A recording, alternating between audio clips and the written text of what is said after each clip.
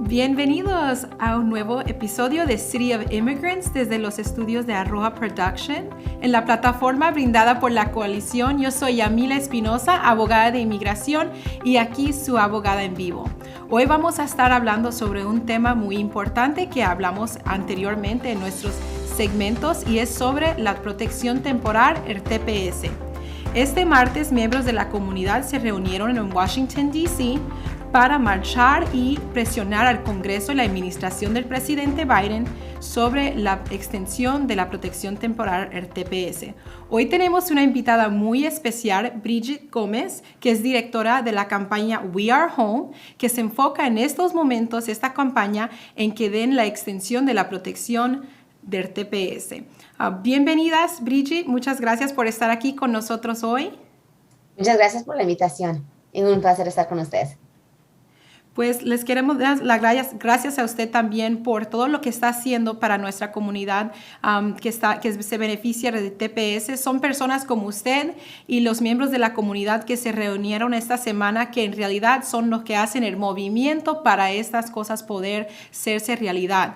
Vamos a hablar un poco de lo que se hizo esta semana en Washington, D.C. y por qué era tan importante reunirse. Muchas gracias. Sí, pues hoy, esta semana era una semana bien importante. Sabemos que en este momento, con todo lo que no ha movido en el Congreso, sabemos que este presidente, mientras que el Congreso sigue trabajando para ver si algo se puede hacer realidad, hoy en este momento el presidente tiene el poder para hacer cambios para nuestra comunidad y esos cambios tienen que ver con la protección temporal. El presidente y su administración, el Departamento de Seguridad Nacional, tienen el poder de hoy en día, como hemos visto con Ucrania y por fin lo que hemos visto con Camerún. Ellos pueden designar TPS para países que sí son elegibles y eso es lo que estamos pidiendo en este momento, porque sí se puede hacer. Él tiene el poder de hacerlo rápido y también sería una gran ayuda para muchos que ya están aquí en los Estados Unidos que necesitan esa protección.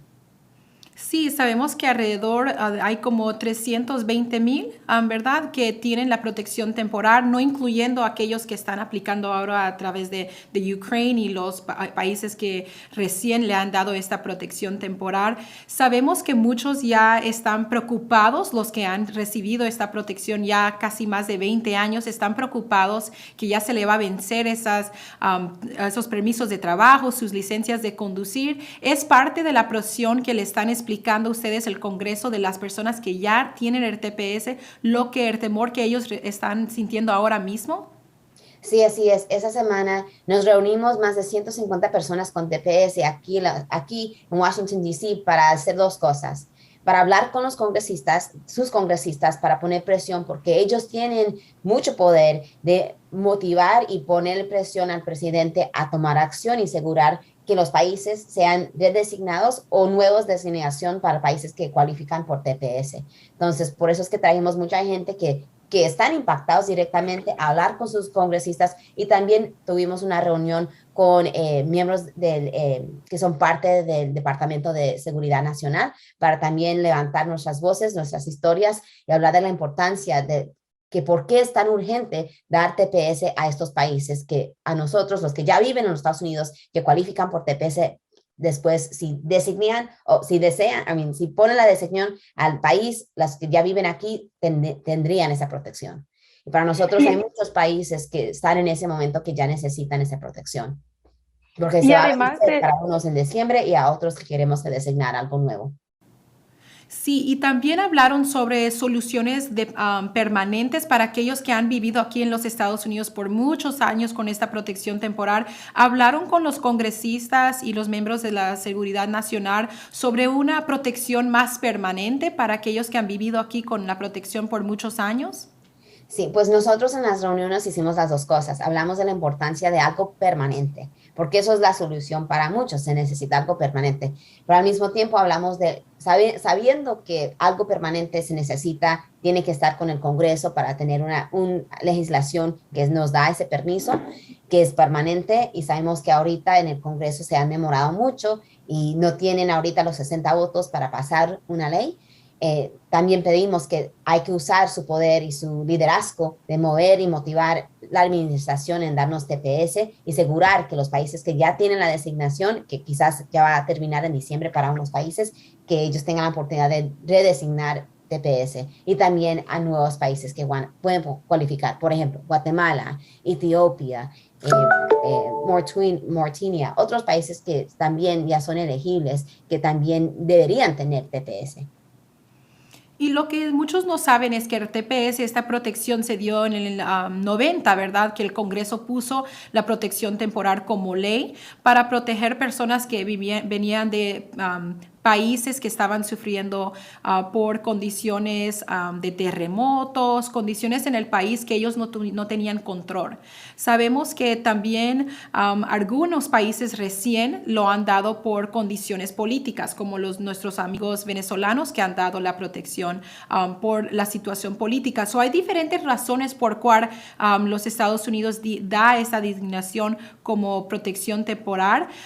Usted está hablando sobre soluciones permanentes y la extensión, ¿verdad?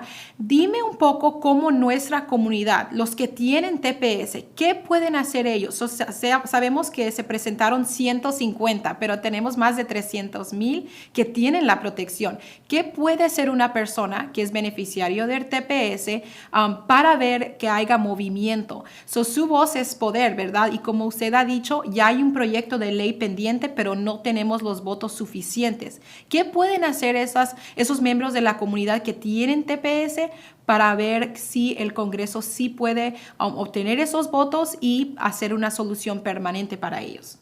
Sí, bueno, cuando estábamos hablando con muchos de los congresistas, dijeron que la presión es importante, que hay que levantar nuestras voces, eso es llamar a su congresista, ir a hacer visitas con ellos, porque cuando hay tantas cosas que se enfrentan de problemas en su comunidad o a nivel nacional, que muchas veces, dependiendo en qué presión tienen, se tienen que mover a ese tema. Entonces, para asegurar que la inmigración sea el tema principal para ellos, que es lo que queremos, hay que levantar nuestras voces y poner esa presión para que ellos escuchen de las llamadas que les llegan a sus oficinas, de las llamadas pidiendo una visita para directamente hablar con ellos, o también mandando correos electrónicos o en sus medios sociales, mandando mensajes a esos senadores y esos congresistas de la Cámara Baja para asegurar que ellos siempre se estén sintiendo que su comunidad, los que viven en su estado, están poniendo esa presión. Eso fue lo más importante que ellos nos dijeron, porque si no, si ellos están recibiendo más llamadas de los que son anti-inmigrante, comparado con los que quieren ver soluciones con inmigración, ellos van a tener que la presión de que ellos tienen que poner cosas malas o porque la mayoría le están pidiendo hacer algo así. Entonces, por eso es que ahí bien importante como nosotros, como comunidad, y especialmente los que ya tienen TPS, hay que llamar, hay que tener, porque eso es temporal. Si nosotros no hacemos nada, ahí es donde termina la ayuda y la protección. Y también, si uno no entiende la razón en que se necesita TPS, la administración no nos va a dar TPS para los países que sí son elegibles, porque igual el Departamento de Seguridad Nacional también nos contó que ellos tienen que entender las razones en por qué un país cualifica por TPS. Entonces, si ellos no ven la presión y nosotros no estamos contando nuestras historias, nadie nos va a poner atención. Y es muy importante porque a veces nuestra comunidad piensa, pues yo no tengo el derecho de votar, ¿verdad? Y porque no tengo el derecho de votar, algunos sienten temor en llamar. Uno le dice, llama a sus senadores, llama a sus congresistas. Pero la realidad es que ustedes son miembros de nuestra comunidad. Ustedes están pagando impuestos, trabajando, son dueños de compañías, están empleando también a otras personas que son ciudadanos y residentes. Y es muy importante, como dice la señora Gómez, que ustedes entiendan que usted sí tiene una voz. No tiene que esperar que otras personas sean la voz para usted. Muy importante que ustedes usen el poder de su voz para informarle de tipo de personas que ustedes son. Aquí siempre hablamos en el programa de City of Immigrants que la comunidad tiene una impresión del inmigrante y es la realidad que nosotros tenemos que dar la voz de qué en realidad es un inmigrante, qué es la historia de un inmigrante, qué es que ustedes son dueños de compañías, ustedes están pagando impuestos.